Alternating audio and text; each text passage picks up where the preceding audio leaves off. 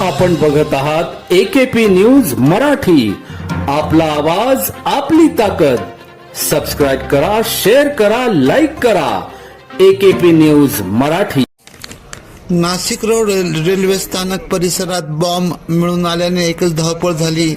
Railway स्थानक परिसरातील Xerox दुकानाजवळ बेवारस bag असल्याची खबर रेल्वे पोलिसांना मिळाल्यानंतर तात्काळ नियंत्रण कक्ष, अग्निशमन दल, रुग्णवाहिकेला आणि बॉम्ब शोधक पथकाला कळविले.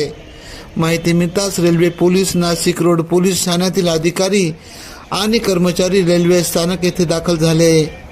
अग्निशामक दल, रुग्णवाहिका आल्याचे काय झाले हे बघण्यासाठी नागरिकांनी गर्दी केली. बेवारस बॅग मिळून आल्याची बातमी पसरताच भीतीचे वातावरण पसरले होते. बॉम्बशोधक दाखल झाल्यानंतर काही क्षणाचा वेळ न घालवता शॉन अल्फासह बॉम्ब निकामी करणाऱ्या अधिकाऱ्यांनी बॅग असलेल्या ठिकाणी धाव घेत तपासणी केली. तपासणीनंतर बॅगमध्ये बॉम्ब असल्याने निष्पन्न झाल्याचे कळताच पोलिसांनी नागरिकाला बाजूला केले. बॉम्ब निकामी करण्यासाठी जीवाची पर्वा न करता तो बॅगमधून काढून निकामी करण्यात आला. बॉम्ब निकामी झाल्याने सर्वांना सुटकेचा निश्वास सोडला.